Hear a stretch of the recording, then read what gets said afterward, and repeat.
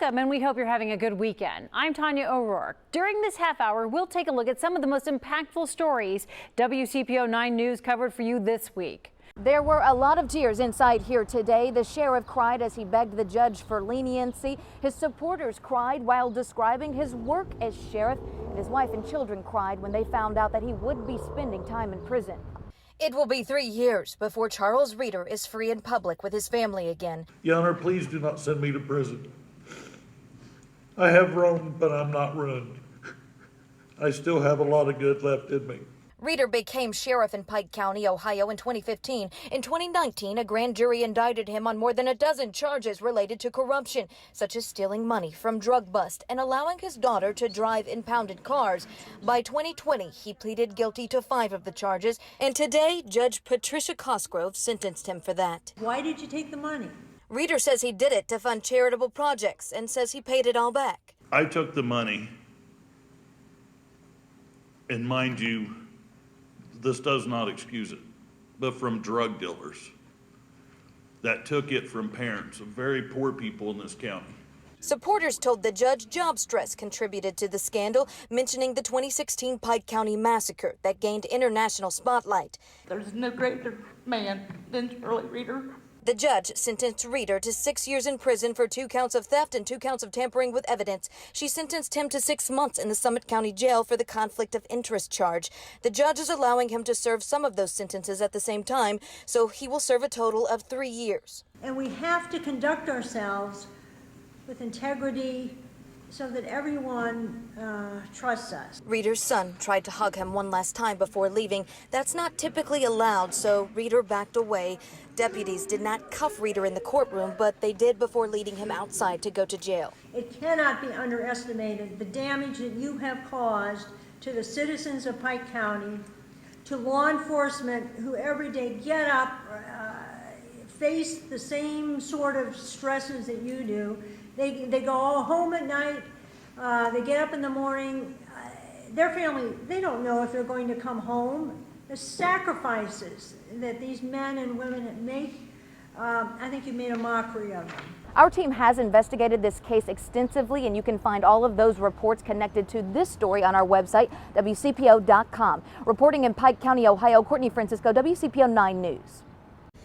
I'm Ariel Carbone. The city of Cincinnati will be able to use the $290 million in local stimulus money to support a laundry list of projects over the next 2 years, helping to not only bridge the budget gap, but also to support dozens of local initiatives and capital projects. This is an exciting commitment and exciting leadership by our mayor, John Cranley, to transform our city. The Ascend Cincy program, it's the latest program announced that could receive funding from the city's federal stimulus dollars. This adds energy to the ecosystem of Cincinnati. A proposed $5 million would help Black-owned businesses in Cincinnati grow and help minority business owners like Crystal Kendrick expand. These funds are going to allow local Black-owned businesses that don't have employees to one day get employees. It's just a small portion of the $290 million the city will receive. Here's a breakdown of how the city manager is proposing the money be spent. More than a third will go to the operating budget, including the budget deficit. A smaller portion will cover lost revenue due to the pandemic, and more than half would go to capital projects and city programs. The Cincinnati Recreation Commission could get $6 million for outdoor facility renovations. We spoke to Director Daniel Betts last month about the dire funding needs there. CRC is overextended. Plus, outdoor dining is slated for another $2 million. There's $5 million proposed for the Affordable Housing Trust Fund, and the arts about $12 million. Some of which will bring the Bling Festival back in 2022. It'll come back, and we will all have an opportunity to come back well past this pandemic. Altogether, helping the city survive post-pandemic. When business owners thrive, communities thrive, and neighborhoods thrive. And it's likely that some of these numbers will change as this proposal goes through the process with City Council. Now, we'll get a much more in-depth breakdown of all of the numbers for you up on our website. That's WCPO.com. Reporting from City Hall, I'm Ariel Carbone, WCPO 9 News. Hey guys, WCPO 9 News reporter Jake Ryle here. The city of Cincinnati Mayor John Cranley announces on Wednesday $12 million is going to be going from federal funds to the performing arts here in the city. And for those who work in the performing arts, they say it couldn't have come at a better time. 1, 2, 3. Inside Clifton's Cultural Arts Center, 5, 6. performers keep a beat, dancers celebrate. 6, 7, 1. And next door, artists put pen to paper, all under one roof. We actually have been on the hunt for a new site for a couple of years. Leslie Mooney, executive director for the Arts Center, knows what the new $8.5 million facility will do for the community. It'll be a boon for the neighborhood community investment. And they're getting some help.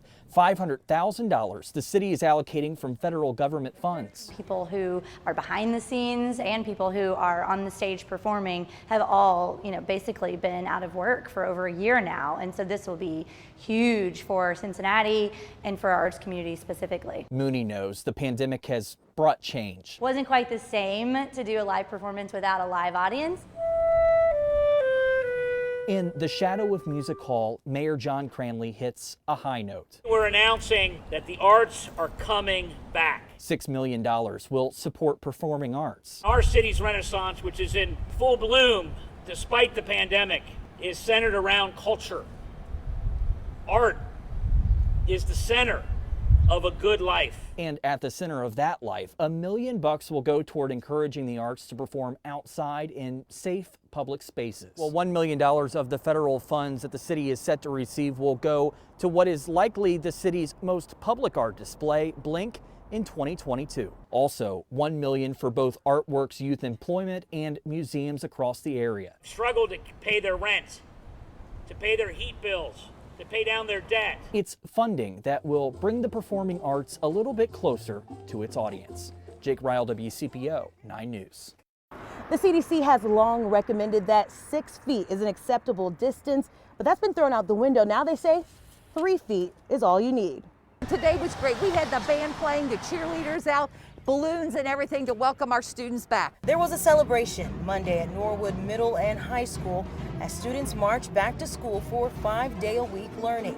The district has been in a hybrid model since August. The plexiglass around the desk, all the children, of course, are wearing their masks. And in the cafeteria, we have spread the tables out. The move back to full-time in-person learning coincided with the Centers for Disease Control and Prevention's change in operational strategy for K-12 schools. Instead of the 6 feet we're all used to, the CDC now says 3 feet apart is safe while wearing a mask. We have picnic tables outside because that's where you need the 6 foot of distance because children are taking their mask off, obviously, to eat. So you need that 6 foot perimeter around the child. Another district using the 3 foot rule is Lakota Local Schools. Staff and students there have been back in the classroom full time since August. So we try and do 6 feet when possible, but that's, in a class where we have the majority of our students back, 75% of our students are back and in the buildings. It's not always possible. She says 3 feet is working because numbers of cases are down drastically this semester. It's been very, very little, if any, spread.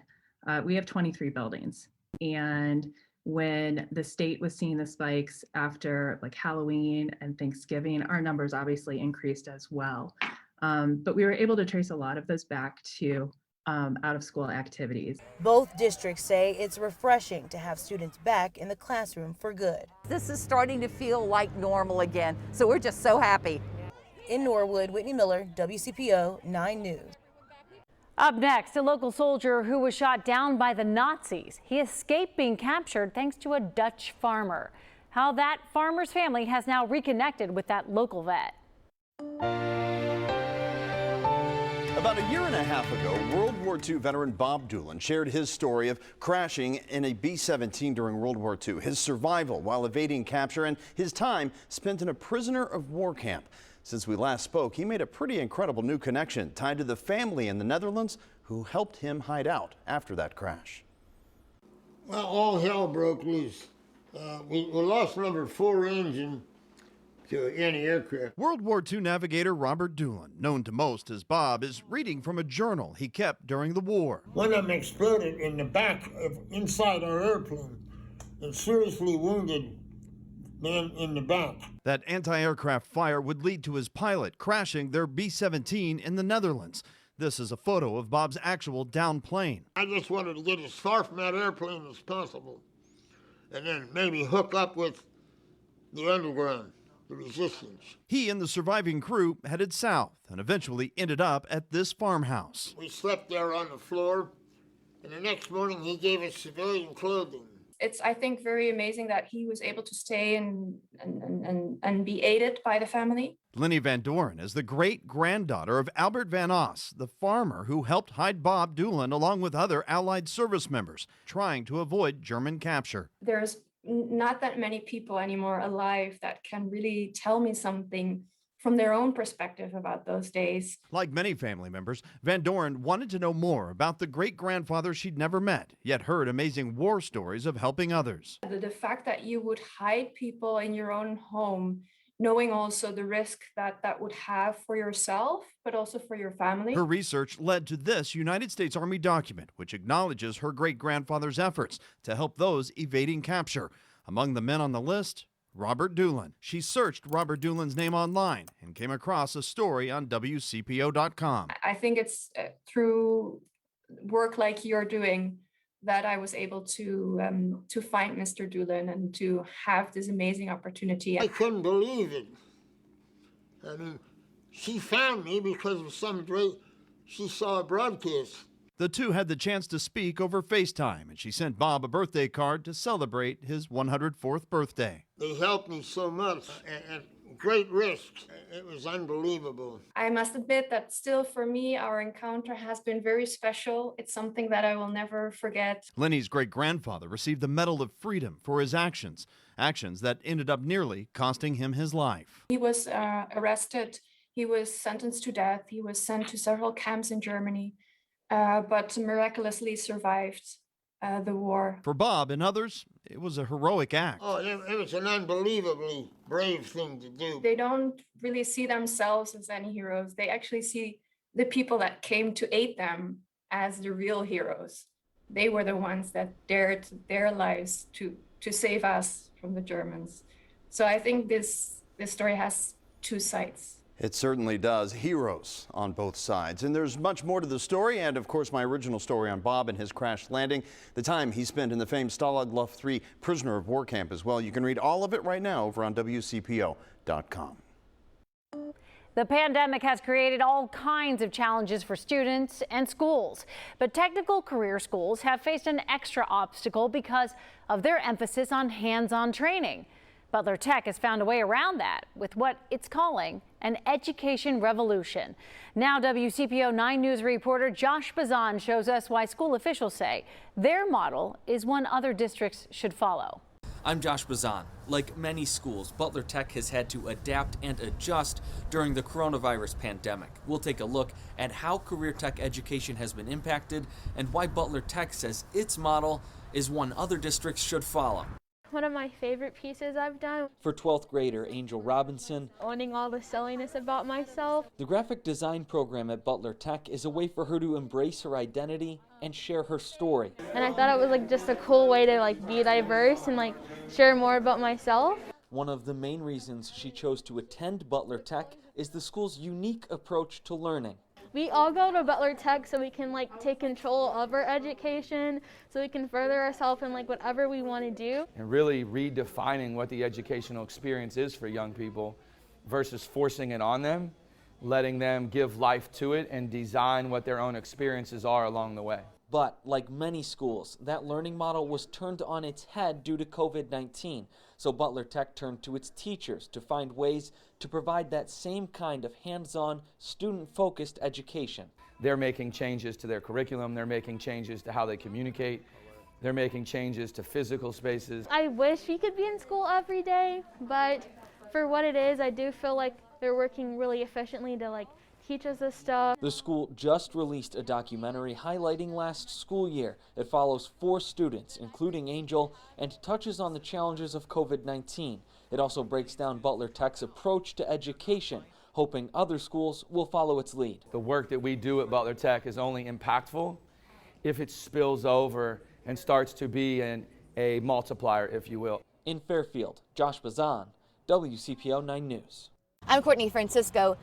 More than 1 year since the beginning of economic shutdowns in Ohio and Kentucky, residents in both states are still fighting for the unemployment benefits they earn to take care of themselves and their children.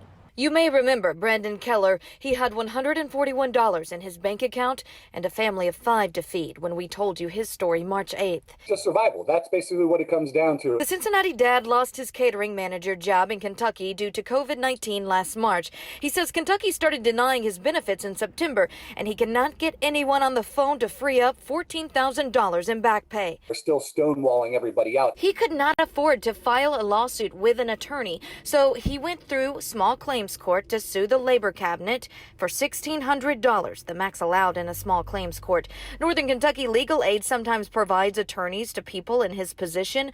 No answer there either until we aired his struggles. They did apologize. They said that they have some new people there that they were able to help me with my case, so they went ahead and they reached out to unemployment for me. Mary Faith Colon is 66 and fears working during a pandemic. She hasn't received a penny of benefits in the past 6 months. I'm okay, and with food banks and all of that, I've been able to take care of things. Since I started asking the Kentucky Labor Cabinet about her case, she's getting calls returned. I did hear back yesterday saying I'm looking into this. So I really appreciate the help she's given me, if nothing else, in clarity of what I could do. She says her vaccine will soon kick in so she can return to work. She says stimulus checks helped, and Keller agreed. We've got enough to make it through to probably about, I'd say, July. And then we're into the same issue we ran into again. His small claims court date is April 14th. He thinks Northern Kentucky Legal Aid could possibly obtain the full $14,000 by mid-April. I'm still waiting for the Northern Kentucky Legal Aid office to respond to my calls. The unemployment office in Kentucky says it cannot comment on pending court cases. Governors in both states, Ohio and Kentucky, have not responded to multiple requests to discuss. Reporting at the banks, Courtney Francisco, WCPO 9 News. Thousands of tri-staters are working from home with the pandemic shutting down their offices. But a growing number of them are asking why they still have to pay income taxes to a city they no longer work in. On this suburban street in Westchester, people who used to commute to their jobs are now working from home. Among them, Austin Herman, a data analyzer who left his downtown office in March, but he still has to pay city income tax to Cincinnati with its 1.8% tax rate. I don't vote for the city council there. I don't get the services anymore, and I still have to pay. It's real money. If you earn $60,000 a year, a 2% income tax costs you $1,200 a year to a city where you don't use any services. I mean, that's taxation without representation to me. I mean, that's an issue, right? Like, I'm surprised they can still do that. But even though you're working at a computer in your bedroom or your kitchen, cities say your employer is still located within their boundaries, and they still need your hard cash to stay solvent in these tough times. If we had this sudden loss of revenue, especially our larger communities would really see a challenge in funding police and fire, which makes up about 80% of their general operating budget. Kent Scarrett represents cities as director of Ohio's Municipal League. This is Tony. How can I help you today? He tells me if remote workers stopped paying tax, some cities would face bankruptcy, and says Ohio cities would lose $300 million a year and be forced to lay off essential workers. But Austin says there has to be a better way. We're going to have to get creative to find better ways to fund these services going forward, not just during the pandemic. Ohio and most states now have laws in place to allow cities to keep taxing you through the pandemic emergency. So for now, you have to keep paying it so you don't waste your money. I'm John Matteries, WCPO 9 News. The pandemic has been especially stressful for frontline medical workers. To show support for all they do, a few months ago, a local group used an idea that's moving across the country to show their support. This is one of Kristen Hartman's Positively Cincinnati stories that was so well baked, we wanted to pull it from the archives for you to see again.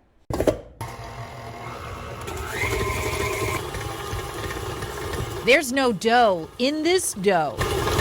Just the possibility that when it becomes a batch of cookies, the sweet treats will make folks smile. It's what's motivating this mini bagging brigade.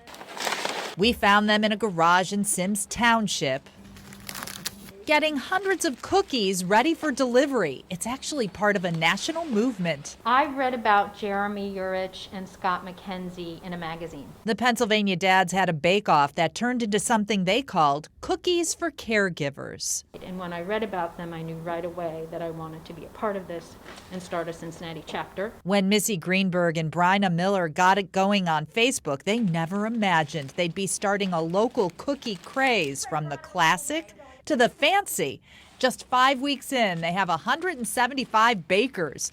Those volunteers bring the cookies to them, and they package and box the goodies for frontliners and essential workers across the tri-state. These are going to Children's Hospital Anesthesia Department tomorrow. They say they're spreading joy one cookie at a time and showing all those people who've taken care of patients and kept things going how valued they are. Gives me joy because when we deliver, we see the smile that it brings to people, and they're just so thankful to be acknowledged. The little sweet treat. Right, a little sweetness. It's sweet for them, too. For me, being in the kitchen, having that time is my therapy. So, Missy, is it your spoonful of sugar? Yes, yes, yes it is. In tough pandemic times, it's something fun and good to do all at once. Perhaps that's why their baking ranks, that's me in my own kitchen, grew so fast. The baking boom makes for brisk delivery time. We watched as they loaded up, and then we joined them at a dental office drop-off. All your hard work. Thank you so much. It means a lot when other people appreciate you. It makes you want to do it more. It makes you want to do your best. Even though we're in the dental field, we love sweets. Absolutely. Just brush your teeth after. Yeah, right? That was Kristen Hartman reporting. The cookie ladies told her donations would really be helpful as they buy all the labels, boxes, and bags for the cookies as of now. That's our look at some of the stories that we brought you this week on WCPO 9 News. We'll have you covered this weekend on Good Morning Tri-State, plus at 6 and 11. I will see you Monday.